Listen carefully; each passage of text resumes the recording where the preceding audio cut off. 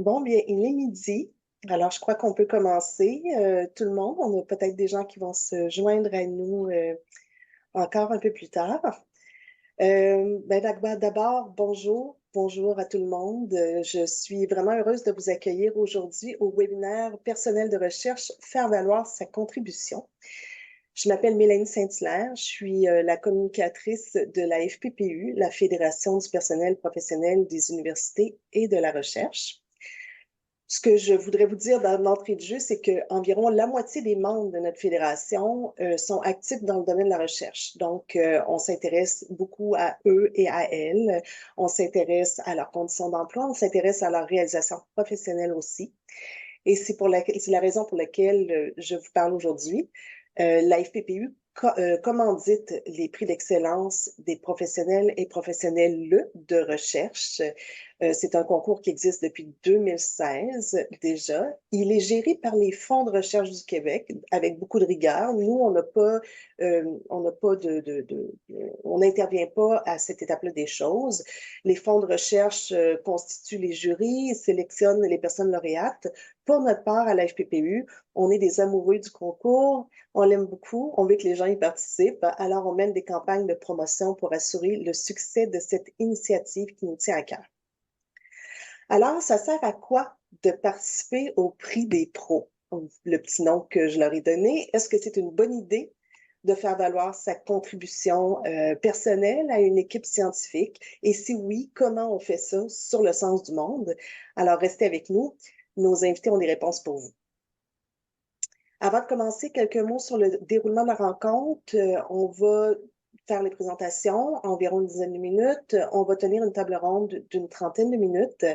Vers 12h45, on va ouvrir une période de questions. Donc, les gens qui ont envie d'interroger nos panélistes sur un point précis, vous aurez l'occasion de le faire. Je vous demande, s'il vous plaît, d'utiliser la section questions-réponses au bas de votre écran et pas le chat. Le clavardage est ouvert, mais il ne sera pas monitoré. Donc, s'il vous plaît, utilisez le question-réponse, ce sera plus facile pour moi. La discussion va être enregistrée aussi et mise à la disposition du public pour les gens qui n'ont pas pu être présents avec nous aujourd'hui. On a donc choisi de fermer les caméras des participants et participantes pour mettre tout le monde à l'aise. Alors, c'est le temps de présenter nos trois panélistes d'aujourd'hui.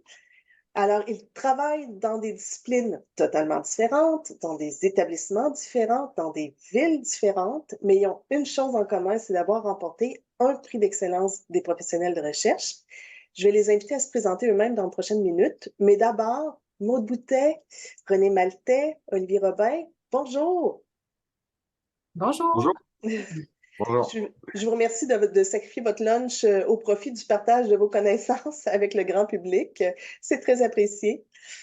Je commencerai avec Maude, si vous voulez bien, les dames en premier.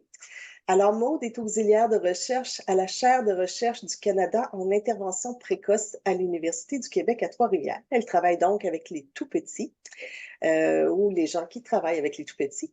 Elle a remporté un prix des pros dans la catégorie Société et culture en 2019. Maude, bienvenue. Présentez-nous brièvement qui vous êtes, qu'est-ce que vous faites, votre parcours, vos recherches. Oui, alors merci pour l'invitation à partager là, mon expérience avec vous. Ça me fait vraiment plaisir d'être là. Je vais essayer de résumer un petit peu mon parcours. Donc, je suis professionnelle de recherche à l'Université du Québec à Trois-Rivières depuis maintenant 16 ans.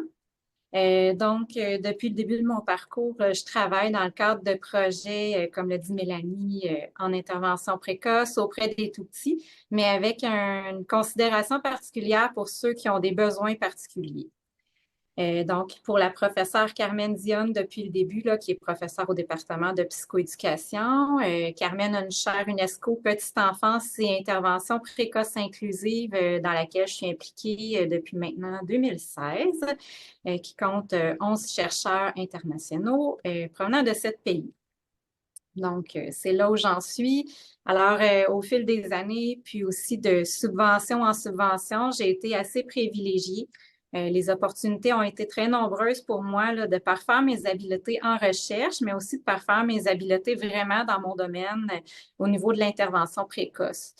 Ce que je veux dire par opportunités nombreuses, c'est la possibilité de participer à des projets, mais aussi à des infrastructures de recherche dans mon domaine.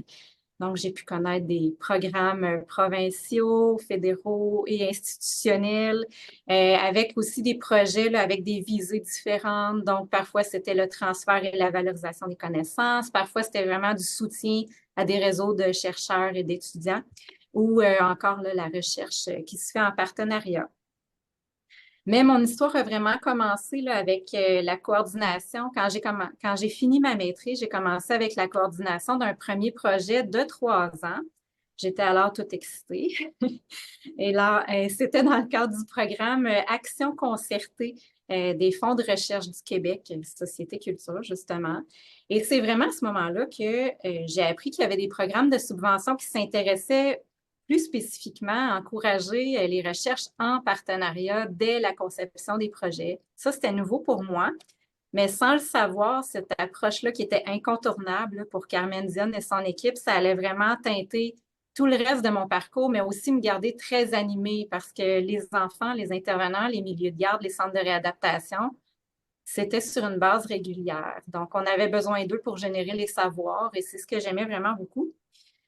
Je dirais que l'expérience la plus marquante, là, enrichissante dans mon parcours, c'est justement dans un programme qui s'appelle Partenariat au Conseil de recherche en sciences humaines du Canada, le CRSH. Ça vise le développement d'un modèle de soutien en milieu de garde inclusif. Il y a des ministères impliqués, des milieux de pratique, des organismes d'orientation. C'est très marquant pour moi parce que c'est une subvention de 7 ans. Alors, j'ai vieilli avec le projet. Et je le coordonne encore actuellement. Donc, j'étais beaucoup plus jeune au départ. Mais ce que je trouve intéressant là-dedans, c'est que c'est vraiment un temps très privilégié pour les partenaires puis les chercheurs pour vraiment documenter en profondeur le modèle de soutien, le mettre à l'essai, l'ajuster. Mais pour moi, comme professionnelle, j'ai comme pu voir un développement dans mes habiletés en recherche, depuis 2017 là, jusqu'à ce jour. Donc, ça, ce qui est le plus marquant pour moi. Puis pour finir, là, pour vous expliquer un petit peu mon rôle, il se traduit plus en grande partie par de la planification puis de la coordination de plusieurs projets et activités de recherche aux différentes étapes. Donc, je suis en lien avec plusieurs chercheurs, partenaires, étudiants. Donc, j'assure le démarrage de projets. Je soutiens aussi quand on prépare des demandes de subvention. Je soutiens aussi tout le volet financier. J'aide à prendre des décisions éclairées. Puis, je suis impliquée aussi dans des activités de rédaction, de production scientifique, mais aussi, en fait, plus de production vulgarisée là, auprès d'un public plus large. Puis, la deuxième partie de mon rôle, c'est surtout la supervision d'étudiants premier cycle supérieur. Donc, mon soutien, ça vise vraiment une familiarisation plus globale là, des étudiants avec le monde de la recherche, puis aussi à avoir la chance de leur faire connaître les services d'intervention précoce, mais même les ministères et tout ça. Donc, c'est une occasion privilégiée pour eux. Puis, je les soutiens dans les apprentissages au niveau des tâches de recherche, la saisie de données, l'analyse, la rédaction, la valorisation des connaissances. Voilà, c'est ça. Ça doit vous garder bien occupé, Maud. Oui, on est tous occupés, je pense, mais c'est rare les professionnels qui s'ennuient, j'ai l'impression. Je pense aussi. Alors, notre deuxième invité aujourd'hui s'appelle René Maltais. C'est un fidèle collaborateur de nos efforts de promotion du concours. Vous avez peut-être reconnu sa binette qui a figuré dans une de nos campagnes de promotion il y a 2 ans, je crois. Alors, René gère le service de synthèse organique au Centre de recherche du CHU de Québec, Université Laval. Il s'est distingué dans la catégorie santé en 2017 à la 2e édition des Prix des pros, donc au tout début. René, merci d'être avec nous. Racontez-nous ce qui vous passionne dans votre travail. Merci de l'invitation, premièrement. Aussi, si je peux aider les candidats futurs pour le prix, ça va me faire plaisir de vous donner certains conseils. Un petit peu mon histoire pour résumer. Je suis professionnel de recherche ici au Centre de recherche du Québec depuis 2001. J'avais joint d'abord une compagnie de recherche ici, plus dans le visée pharmaceutique, pendant 5 ans. Et ensuite, je suis revenu à mes anciens amours avec mon titulaire ou mon professeur de maîtrise et de doctorat pour revenir comme professionnel de recherche dans son groupe de recherche depuis 2006. Et là, c'est la liberté complète, dans le sens on a des idées, tout ça, beaucoup de brainstorming sur les projets, sur ce qui se passe. Écoutez, je pourrais vous faire la liste exhaustive de ce qu'on fait. C'est très large, en fait. Je trouve que la passion est le moteur principal d'abord pour animer tout le reste, mais au fil du temps, il y a beaucoup de tâches qui sont ajoutées. Ça a commencé lorsqu'il y a eu le départ de la compagnie interne ici par la création d'un service de synthèse organique dont vous avez parlé. Et on a pris ça plus large, une plateforme de chimie médicinale, parce que notre rôle ici, c'est de adresser certaines problématiques de santé, certaines maladies clés. Puis nous, on est chimiste médicinal. Moi, je suis chimiste de formation. Donc, on fabrique des molécules pour adresser certaines problématiques comme certaines cibles liées à différentes maladies. Donc, on a créé un service de synthèse organique, la plateforme de chimie médicinale.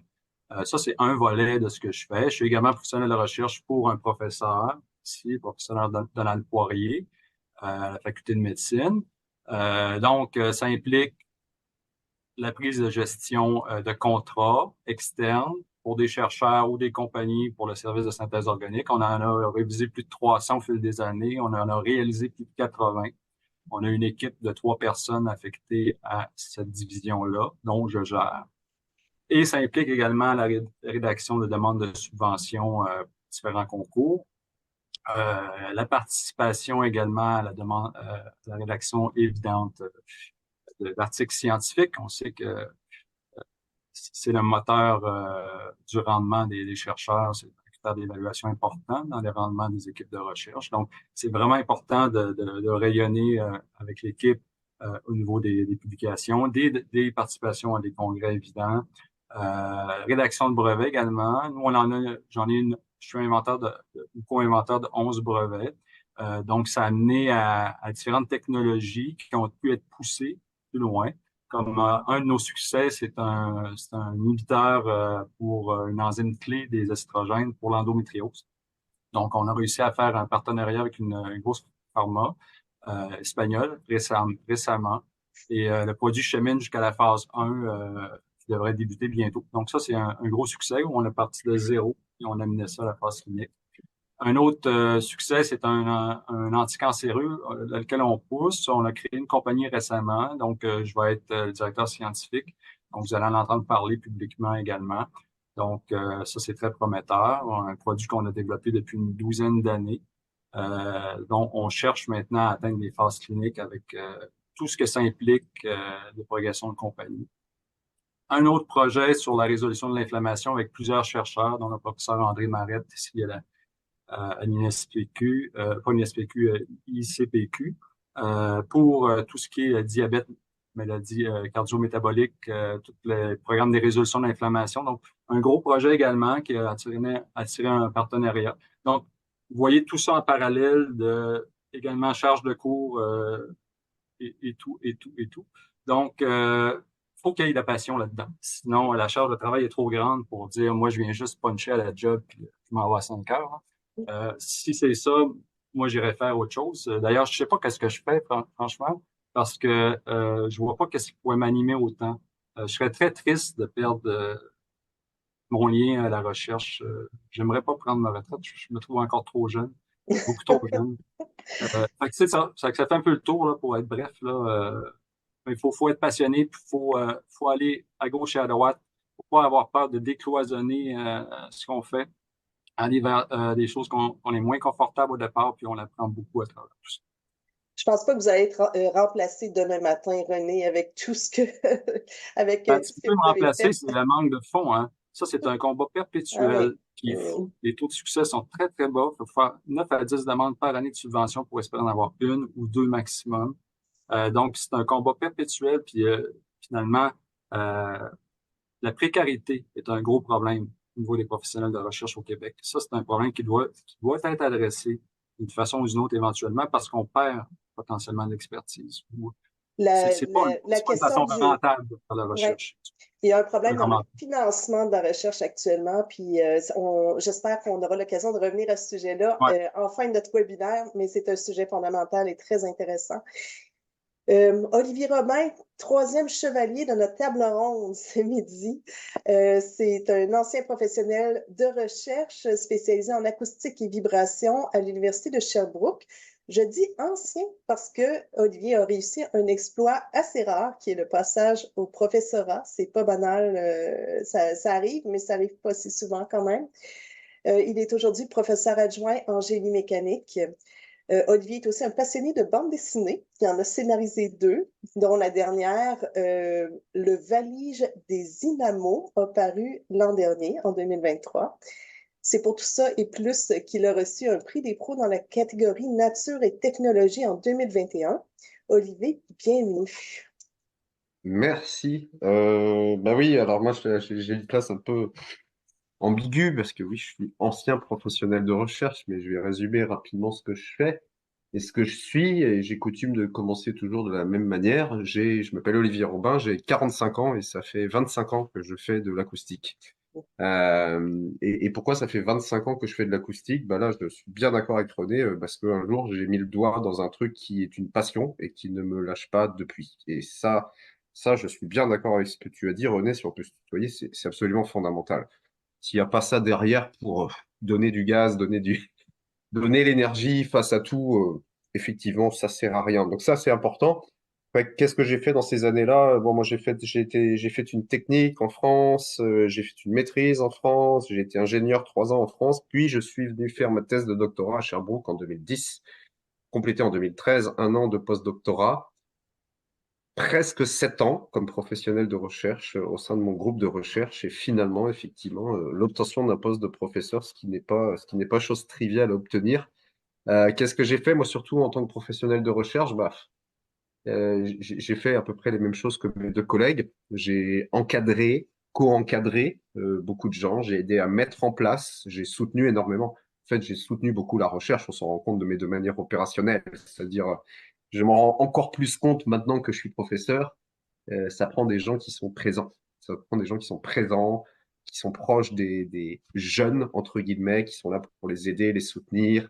Et là, bah, je pense que là, je sais même pas si on a assez de nos 10 doigts pour faire la liste des choses qu'on a à faire, parce que c'est un peu tout ce que vous avez dit, Maud et René. On les aide sur le volet organisation, on les aide sur le volet rédaction, on les aide sur le volet mise en place des mesures, on les aide sur l'analyse des résultats. Ah, je sais pas comment faire ça, tiens, bah, bouge pas, je vais te montrer, et ainsi de suite. Moi, je pense qu'on a effectivement un rôle majeur, et j'ai appris aussi beaucoup à effectivement faire des demandes de subventions, parce que ça devient... Alors, on a de la chance, on est un peu moins concurrentiel en génie, quoique. Mais bon, c'est effectivement, il se passe pas une année sans qu'on se dise, bon, ben, en fait, quand on commence l'année, on a notre budget pour l'année, mais il faut se dire, bon, qu'est-ce que je vais aller chercher comme budget pour l'année prochaine? Et c'est effectivement la réalité que tu évoquais un petit peu, René. Euh, alors, bah, moi, pour être bien honnête, j'ai adoré hein, ces années-là. Moi, ça a été ultra formateur pour moi. Et aussi un peu comme René, mais aussi Maud l'a dit, et attention, c'est pas péjoratif ce que je vais dire, mais j'ai fait tout et son contraire pendant ces années-là. J'ai vraiment brassé tout ce qu'il était possible de faire ou autre. Et je peux pas dire autre chose que ça me donne une sacrée efficacité. En tant que prof, là, ça me donne une sacrée efficacité parce que je connais tout le réseau, mais pas juste le réseau professoral. Je connais le réseau de ma faculté, de mon université, je connais les gens, je peux aller parler aux techniciens, je peux aller parler à... Et ça me donne une facilité d'interaction qui est chouette. Et je suis content d'avoir ça parce que je mesure l'importance de ça. Et j'ai aucun problème à dire que je fais très attention à garder énormément de liens avec tous mes anciens collègues et ne pas rester dans ma bulle professorale, parce que c'est malheureusement, j'espère que vous ne prendrez pas mal, c'est malheureusement un peu ce qui se passe souvent. On se retrouve dans le cadre le rôle de professeur à être un peu de face à nos demandes, nos N courriels à lire tous les jours et ainsi de suite. Et on brise un peu ce lien là qui est de jour après jour, qui est important de contenir. Alors moi, je fais attention à ça. Puis ben, je peux vous dire qu'il y a une chose que j'espère, je conclurai là-dessus. Là, j'espère avoir de quoi financer un ou une professionnelle de recherche à partir de l'année prochaine parce que j'ai diablement besoin de quelqu'un pour m'aider. Donc, en fait, un de mes objectifs maintenant, bah, c'est effectivement, dans toutes mes demandes de subvention, je mets des lignes budgétaires pour du temps de professionnels, professionnels eux, et j'espère j'espère avoir quelqu'un au moins à mi-temps l'année prochaine et j'espère temps plein ensuite parce que ce sera pour moi primordial. Voilà. C'est intéressant d'avoir ce point de vue-là aussi sur l'importance du travail et du personnel de recherche, en fait. Alors, merci, Olivier. On va entamer la discussion, si vous voulez bien, avec une question très, très simple. Qu'est-ce qui vous a poussé personnellement à poser votre candidature au concours? René, vous qui avez fait le saut dès la première édition, dès la deuxième édition du concours, est-ce que vous voulez casser la glace? Oui, oui, je répondrais pourquoi pas. Parce que c'est là, comme il disait avec l'Everest, là. Non, mais en fait, c'était tout simplement que j'ai vu passer le concours, puis je me suis dit, bon, bien, je vais tenter le coup. Après coup, moi, j'ai trouvé ça intéressant je pense que je l'ai essayé 2 fois avant d'obtenir le prix. D'avoir une fameuse tape dans le dos qui vient pas nécessairement souvent dans le domaine de la recherche. Fait que ça, c'était quand même une approbation des pairs pour le travail accompli. Puis j'ai trouvé ça quand même bien d'avoir une certaine reconnaissance qui est pas toujours évident dans le milieu de la recherche. Donc, de ce côté-là, j'ai trouvé ça très bien. Euh, c'est un peu ça. J'ai pas eu une motivation outre que ça, c'est sûr que c'est bon pour le dossier. Je veux dire, pour le CV, ça fait pas de tort, hein, c'est certain. Mais voilà, c'est surtout pour l'argent, en fait. Comment avez-vous eu l'information au sujet du concours? Est-ce que vous souvenez-vous? Est-ce que c'est votre chercheur qui l'a transmis ou vous avez pu passer ça par des nouvelles des FRQ, des Fonds de recherche du Québec? Euh, Ça Toujours moi commence qui à parle, oui. dater. OK. Oui, en fait, si je me rappelle bien, j'ai vu passer le concours probablement par le web. Honnêtement, je me rappelle pas. Ça fait déjà Hmm, 5 ans. ben Mais oui. euh, je pense que c'était par le web, oui. Par OK. le FRQS ou quelque chose comme ça. Maud, Olivier, de votre côté? Ben, je peux y aller. Donc, ben, de mon côté, en fait, pour être bien honnête, là, on était en demande de subvention, comme souvent c'est le cas. Puis, ça faisait 2 ans que mon équipe de travail me disait, ah, il y a le prix des FRQ pour les professionnels et tout ça. Puis, ça faisait 2 fois que je disais, oui, mais dans le fond, la chercheure devait aussi prendre le temps de faire une lettre pour appuyer ma candidature. Ben, je me sentais mal de la solliciter alors qu'il fallait aller chercher des subventions. Donc, j'ai dit, ben, on devrait prioriser la demande de subvention. C'est super gentil. Puis, je trouvais ça vraiment intéressant, l'idée du prix, justement, parce que je trouve aussi que aux yeux de plusieurs, c'est une profession qui est assez mystérieuse ou abstraite. Souvent, il faut l'expliquer, puis même quand on l'explique, c'est encore dur. J'ai l'impression. Donc, donc, je trouvais ça vraiment une belle initiative, mais j'ai dit non, on priorise, on n'aura pas le temps. Donc, Carmen me dit, ben, c'est qu'on n'aura jamais le temps. Fait qu'on serait mieux d'y aller là. Fait que j'ai dit OK. Fait que là, c'est comme devenu une petite demande de subvention qui s'est ajoutée. Donc là, on s'est mobilisé, on a fait ça vite, puis j'ai déposé. Voilà, c'est comme ça que ça s'est passé. C'est pas venu de moi directement, là, mais donc c'est vraiment par le biais des chercheurs de l'équipe que j'en ai entendu parler. Et donc, j'entends que c'est quand même un investissement de temps dans un milieu où on n'a jamais de temps libre, finalement. Alors, Mais on est habitué, je pense, tu sais, de se dire, OK, on a une date, let's go, on soumet. Donc, je pense que ça vaut la peine pour plus tard. Ça absolument. vaut la peine de prendre le temps de le faire. Je suis tout à fait d'accord avec Carmen quand elle disait, ben, on n'aura jamais le temps.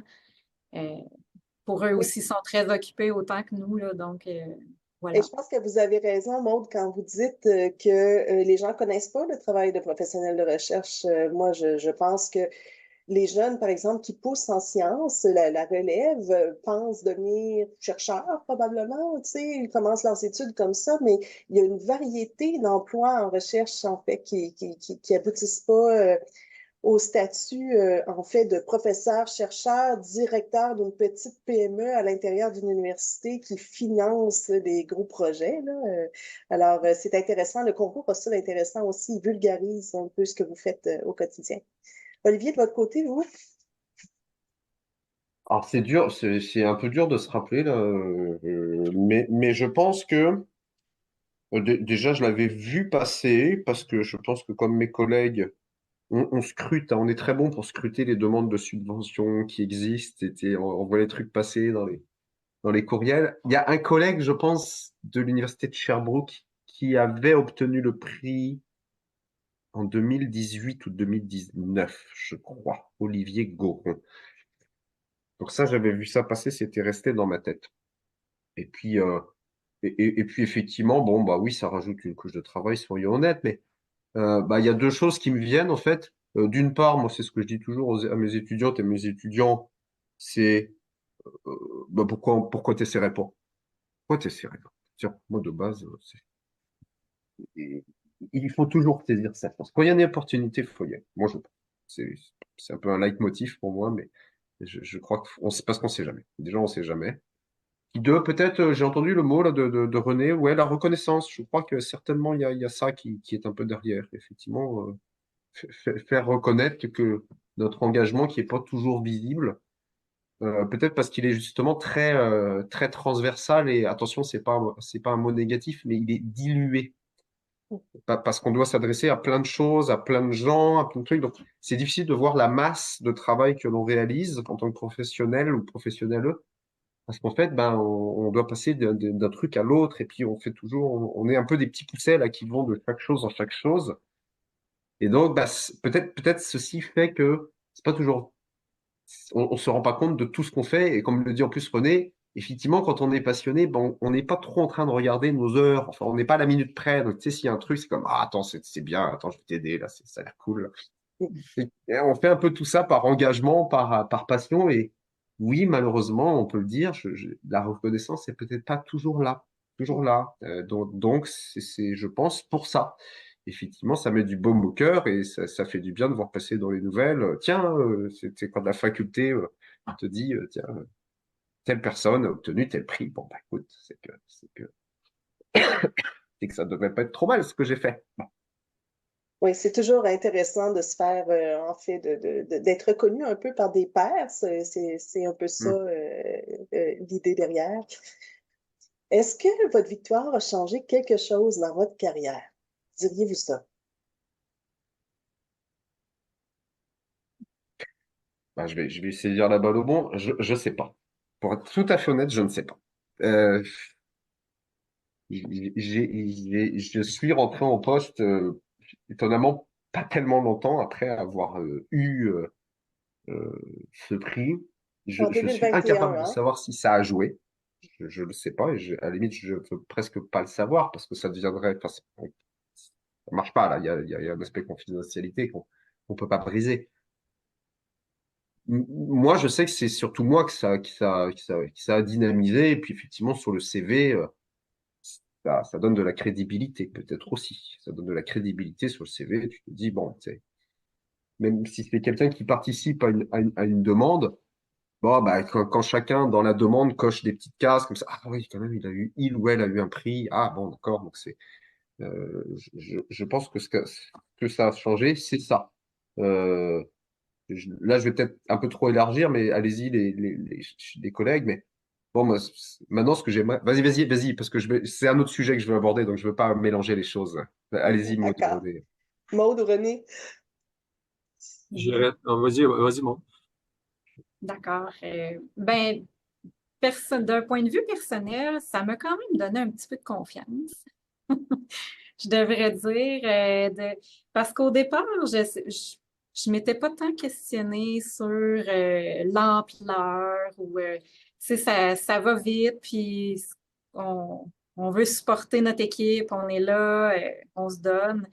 Mais le fait de le mettre là, sur papier, on dirait que je me suis vue plus à vol d'oiseau. Puis ah, ben, OK, je fais ça, puis je fais ça depuis tant d'années, puis tout ça. Donc, maintenant, quand j'ai un petit creux de confiance, je me dis, hey, je fais ça, mais aussi, là, tu sais, ça a été reconnu. Fait que ça doit être pas si pire, tu sais. Ça doit être pas si pire que ça. Donc, oui, ça m'a donné quand même ça fait du bien pour la confiance. Puis aussi, je pense, on dirait que pour toute l'équipe, ça contribue à monter en quelque sorte un bon dossier, comme une crédibilité davantage. Par exemple, eux ont pu faire valoir dans des bilans, dans des rapports auprès d'organismes subventionnaires que le prix des professionnels. Puis je pense qu'à quelque part, ça apporte une certaine légèreté parce que là, on est plus connus, puis tu sais, les équipes essaient justement de maintenir leur personnel en place, font beaucoup d'efforts, subvention en subvention, c'est pas évident, on le disait tantôt, mais je pense que quand c'est toute l'université au complet qui reconnaît euh, que cette reconnaissance-là, ben, à quelque part, c'est aidant pour nous, euh, peut-être d'un point de vue de stabilité, mais aussi c'est ça, pour l'équipe qui tente de maintenir l'expérience en place, là. Donc, c'est ça que je dirais.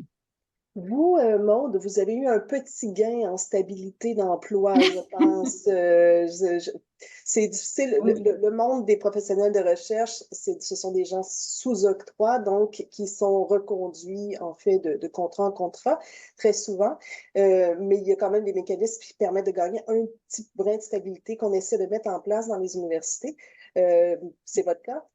Oui, effectivement, c'est un des découlants du prix, là. Donc, euh, ben, suite à ça, là, peut-être l'année suivante, là, il y a eu une mobilisation à l'université.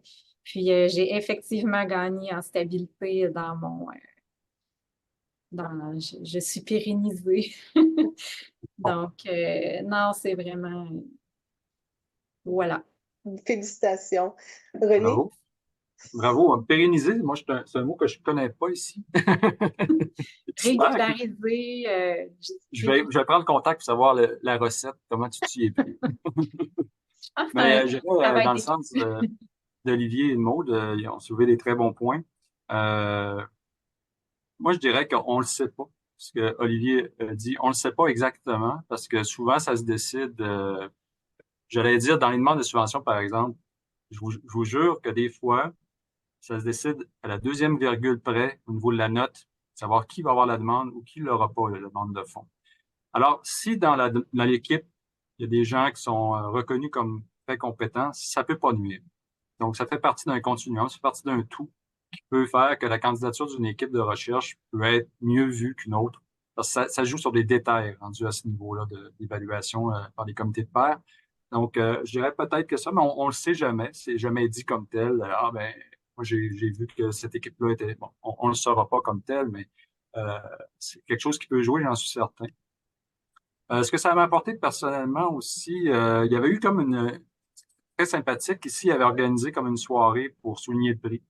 Fait que ça m'a permis de partager ça avec ma famille, avec mes amis, qui me connaissent pas toujours sur ce jour-là, plus dans d'autres circonstances, là. Donc, ça permet de faire mieux connaître également le domaine en détail, parce que j'avais fait une présentation à ce moment-là de nos recherches et tout, puis mes, mes proches parents qui sont bon, tous les deux décédés du cancer depuis, là.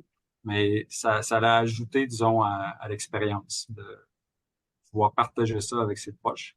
Ça, j'avais trouvé ça très sympathique de la part du centre de recherche aussi qui avait organisé ça. Puis comme disait Maud, ça avait également fait l'objet des rapports annuels ici, des choses, des réalisations, les bons coups et tout. Fait qu'il y a quand même une certaine promotion du prix qui se fait à l'interne de l'institution de recherche de notre côté. Donc oui, ça apporte de ce côté-là. Puis c'est toujours agréable, évidemment, quand c'est quelque chose de positif. Euh, Comme je dis souvent en recherche, il y a des bonnes journées, mais il y a des mauvaises années. Donc, c'est un peu l'adage, là.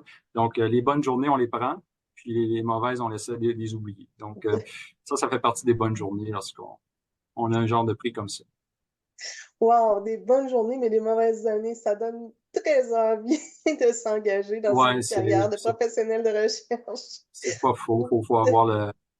Faut s'accrocher souvent. C'est des montagnes Ouais. russes. Faut faire attention au bas, mais faut faire attention au haut aussi. Ça, les deux donnent le vertige. Donc, faut rester les pieds sur terre dans les deux situations. Ouais, la recherche, ça demande beaucoup de persévérance, c'est certain. Qu'est-ce qui fait une candidature gagnante au prix des pros, selon vous? Je sais qu'il vaudrait mieux poser la question au FRQ, mais à vous, selon votre perception, qu'est-ce que vous pensez qui a fait la différence dans vos candidatures? Hmm. J'y vais. Oui. Là, pour le coup, je sais mieux. Là, pour le coup, je sais mieux. Et pour revenir juste sur une chose, parce que tu disais, Maud, bon, ça fait du baume au cœur, parce qu'on se dit, ah, finalement, c'est pas si mal ce qu'on fait, mais l'espèce de syndrome de l'imposteur où on n'est pas sûr que si on est au bon niveau, vous inquiétez pas, ça continue, hein, même si on change de poste, c'est terrible, hein, ça nous lâche pas, hein. Quand on veut bien faire, on a toujours la question, ah, est-ce que c'est bien, est-ce que je suis au niveau, tu sais, en tout cas, euh, moi, j'ai l'impression que ce qui a fait la différence, c'est que j'ai essayé de mettre en avant tout ce que j'ai fait en tant que professionnel, mais j'ai essayé de montrer ce que je faisais en transversal et peut-être en plus. Et je suis sûr que toi, Maud, et toi, René, vous faites des choses en plus qui sont pas prévues dans le cadre. Euh, je pense que c'est ça qui a fait la différence, parce que effectivement, j'ai eu la chance, par contre, quand j'étais professionnel, d'avoir des gens qui m'ont laissé vraiment les coups des franches. Ils m'ont laissé aussi, tu sais, explorer d'autres choses à côté. Donc c'est sûr que j'ai participé au montage d'une exposition avec le Musée de la Nature et des Sciences. Elle tourne encore cette exposition, quoi. Ça s'appelle Son que du son, et puis elle est en Ontario là. Elle revient ici en avril. Bon bah ça, je pense que ça a un peu certainement fait un peu une différence parce que le côté dissémination que moi j'aime énormément et qui me prend beaucoup de temps dans ma vie. C'est pour ça que j'aimerais avoir un ou une professionnelle de recherche parce que j'aurais plus le temps de faire de la BD, de la dissémination parce que c'est mes grandes passions. Et je pense que mettre en avant ça, alors, je peux me tromper, hein, parce que comme dit René, des fois, là, ça joue à la virgule, hein, et c'est bien vrai. Mais je crois que montrer que oui, on est actif dans notre rôle et qu'en plus, malgré qu'on est actif dans plein de choses, on va en plus chercher quelques petits trucs supplémentaires qui nous distinguent. C'est peut-être ça qu'il faut faire valoir. Et là, j'avais commencé à faire de la BD en plus scientifique à cette époque-là, là. Puis j'en fais encore de plus en plus et ça va pas aller en ça pardon, ça ne va pas aller en ralentissant, bien au contraire. C'est plutôt en pleine augmentation. Donc je crois que ça, c'est montrer qu'on coche un peu toutes les cases du rôle qu'on connaît des professionnels de recherche et c'est quoi notre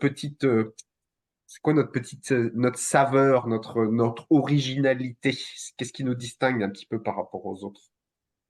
Donc, au-delà du nombre de publications, au-delà des statistiques Ben, usuelles, je on vais peut faire prendre un valoir exemple d'autres très choses. bête. Je vais prendre un exemple très bête où je lisais ça il n'y a pas si longtemps que ça. Pour le recrutement professoral, par exemple, dans certaines universités aux États-Unis, ils regardent même plus le nombre de publications. Parce que rendu à un moment donné, là, tu sais, enfin, moi, je les compte plus, hein. J'espère que je vais choquer personne, mais jusqu'à 50, je comptais, mais maintenant, je sais pas. Je sais pas parce que je suis dans une dynamique habituelle. Tu recherches, tac, tac, rédaction, soumission, boum, réponds, pouf, pouf, accepté, boum, allez, next. Et je compte plus.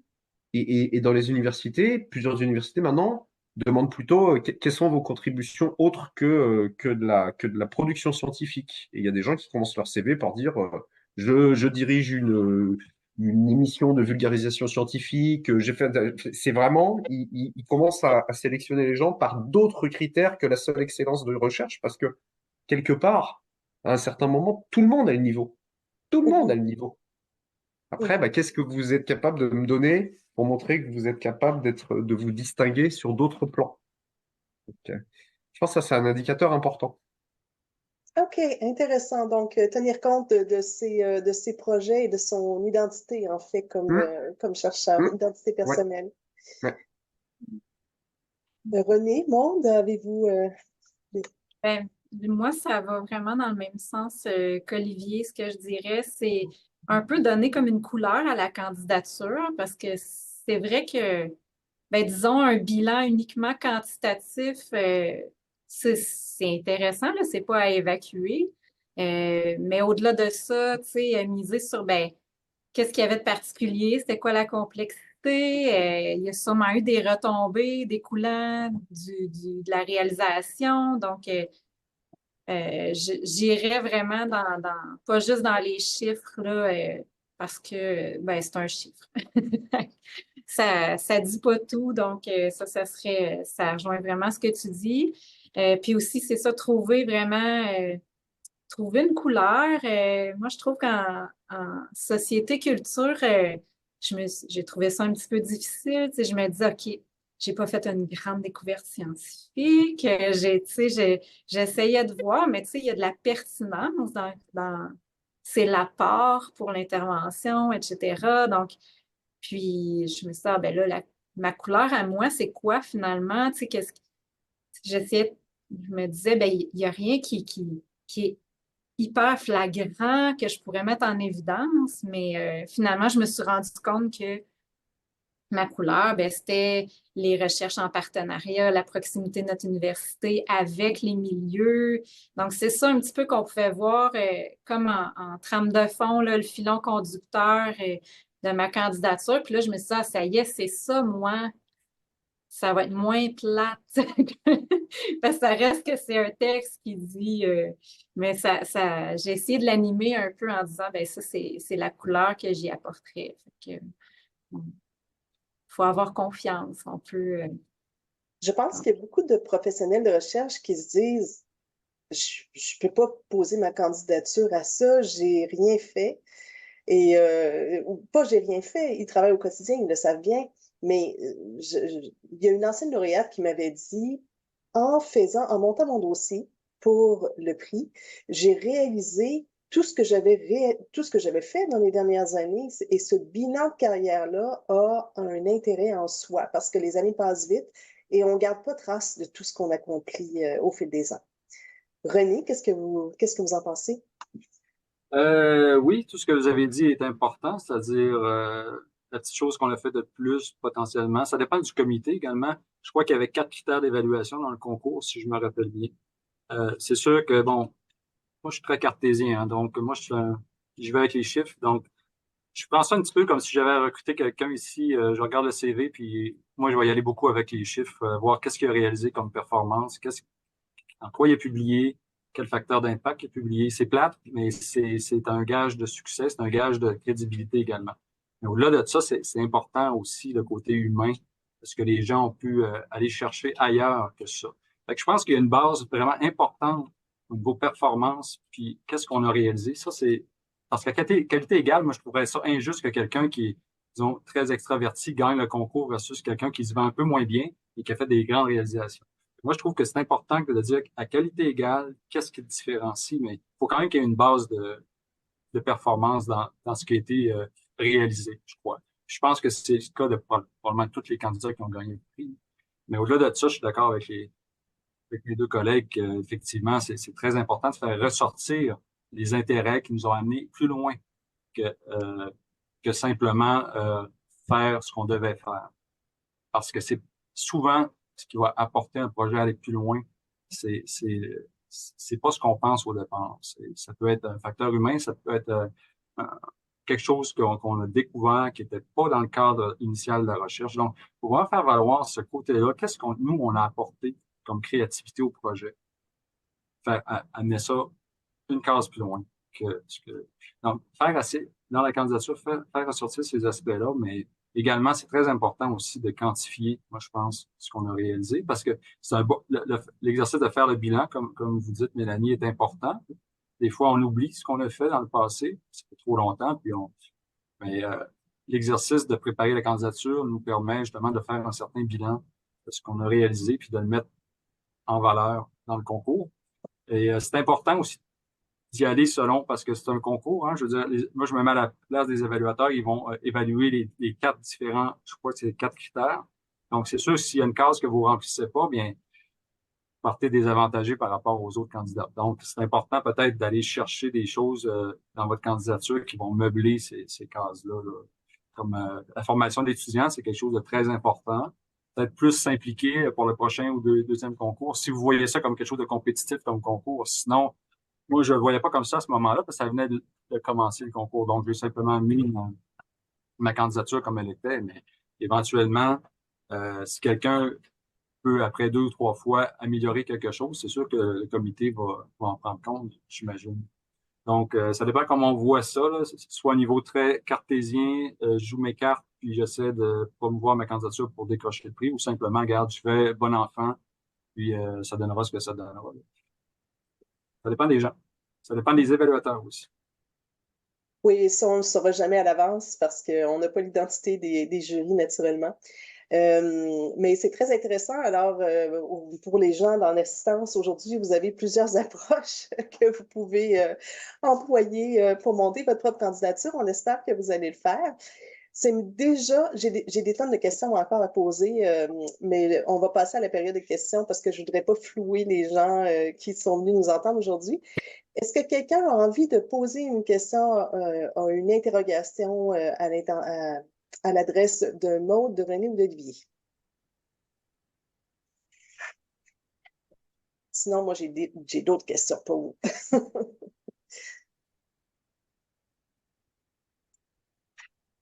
Alors, un instant.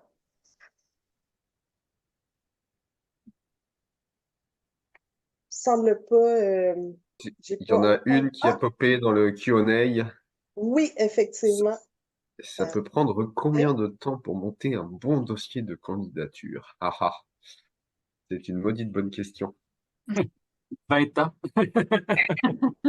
Alors oui, le temps qu'on l'a été, professionnel, le temps qu'on l'a été, ça c'est une maudite bonne question. Pour en monter encore plus maintenant des demandes de financement.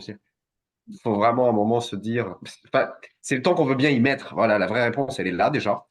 C'est le temps qu'on veut bien y mettre parce qu'à un moment, bah, on n'en a pas plus que ça. Puis on peut bien relire et ne pas dormir une nuit. Oui, mais à un moment donné, de toute façon, plus tu la relis, moins tu vois, moins tu la vois. Si j'ai peut-être un conseil à donner, c'est de la monter un peu en amont, quoi. Ça, généralement, une demande de subvention gagnante, c'est une demande qui a été préparée un petit peu en avance. Parce qu'on l'écrit, on la prépare, on la met dans un coin, on se vide le cerveau, on la regarde 2 semaines plus tard, et puis là, on va dire, mais le troisième paragraphe est pourri. Parce qu'en fait, non, mais je le pense vraiment, parce qu'en fait, quand on est dans l'écriture, on est complètement focusé dessus. Donc en fait, même notre cerveau, je pense, voit plus bien les informations à un moment donné. Donc c'est important de la faire, de la regarder un peu plus tard, et un peu comme a dit René, et puis tu l'avais dit, Mélanie, des fois c'est dur de se souvenir de tout ce qu'on a fait. Puis quand tu la revois, tu la regardes 2 semaines plus tard, tu fais, ah, j'ai pas dit ça, tiens, ce serait bon ça, c'est vrai, j'avais oublié que j'avais fait ça. Fait que le conseil, à mon avis, donc le temps, je sais pas, ça dépend du temps qu'on veut mettre, et puis ça peut être extrêmement consommateur, mais le faire de manière fractionnée, à mon avis, est la meilleure méthode. Ça, ça aide à mieux voir qu'est-ce qui ressort. Un peu comme tu as dit, Maud, au bout d'un moment, tu la regardes, tu fais, ah oui, ça y est, elle est là, l'histoire. Mais Hmm, ouais. Là, 100% d'accord. moi, je me souviens, j'avais pris les fameux 4 critères, là. J'avais pour m'encourager. Je ne sais pas non plus combien ça prend de temps, mais je m'étais levée de bonne heure. Mais j'avais recopié, collé les. Ça peut paraître bête, là, mais les 4 critères, c'est ça qu'ils regardent. Bon. Donc là, je me suis mis, j'ai regardé mon CV, puis je me suis mis à ressortir dans chaque catégorie ce que j'avais fait, mais moi non plus, je l'ai pas fait c'était pas un one shot, là. Je l'ai fait comme une première version. Après ça, je me suis dit, ah, ça, c'est pas clair. Tu sais, ils comprendront pas. Fait que là, le lendemain, ben, je l'ai relu, puis je l'ai bonifié, puis je l'ai lu à un collègue pour voir s'il comprenait bien ce que je voulais dire. Donc, ouais, se prévoir plusieurs temps. Euh, c'est le temps qu'on veut bien y mettre, comme tu dis. Moi, je me rappelle, j'avais fait lire bon, à mon patron, évidemment, là, qui est un véritable scanner, puis qui voit les défauts et les forces. Mais aussi, d'un autre côté, j'avais fait lire à ma blonde, parce qu'elle, elle voit ça de l'externe, puis elle peut mieux voir, ben non, mais là, c'est bien trop technique ce que tu dis, là. Vas-y un peu plus human, là, tu sais. Fait que ça, c'est bien. Les gens qui vous connaissent bien, là, qui vont faire ressortir des choses que vous voyez pas nécessairement, puis fait que ça peut aider. Fait que moi, j'étais allé à un côté très pragmatique et un côté plus sentimental, on va dire. Donc, c'est un travail de rédaction, en fait, c'est ce que j'entends. Puis comme tous les travaux de rédaction, on ne peut pas être à la fois auteur et lecteur. C'est bien de s'entourer de gens qui vont relire aussi avec un regard frais ce qu'on a produit. Exact. Mm. Intéressant. Est-ce que quelqu'un a une autre question? Oui, vous avez passé une soirée sur le sujet, plus de deux. Je ne crois pas que mon prof me permettra de le faire sur les heures de travail. Qu'est-ce que vous en pensez? Mon, mon prof me permet pas de lire chez nous à peu près 3 heures de littérature par jour, donc j'ai aucun scrupule à ça. Je pense que en recherche, si vous commencez à compter vos heures, il y a un problème, là. Honnêtement, moi, je les compte pas. Fait que je fais même pas de distinction entre. Il faut puncher ici un certain nombre d'heures, là, pas le choix, mais ça n'a aucun rapport. Là. J'en fais 2 fois plus par semaine que ce que je fais en réalité. Donc, non, ça, je vois pas de vase communiqué. Ben, c'est un vase communiqué entre ma job et chez nous. Je veux dire, moi, ça arrête jamais, là. Je devrais peut-être pas dire ça, là, mais je veux dire, rendu là, moi, je vois pas ça comme ça du tout, là. Fait que même si je l'ai mis du temps ici, je l'ai rattrapé ailleurs à la maison. Oui. Perso, en tout Alors, cas, ça dépend. Chacun a son contexte de travail, je peux comprendre, mais ici, c'est pas comme ça que ça fonctionne. Faut donner ce qu'il faut pour avoir le résultat.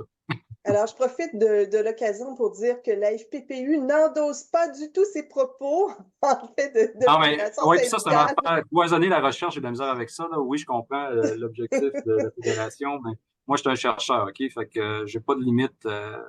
C'est pas quelqu'un qui va me cloisonner dans mon rôle, là. C'est pas vrai. Moi, je vois pas ça comme ça, la recherche, là.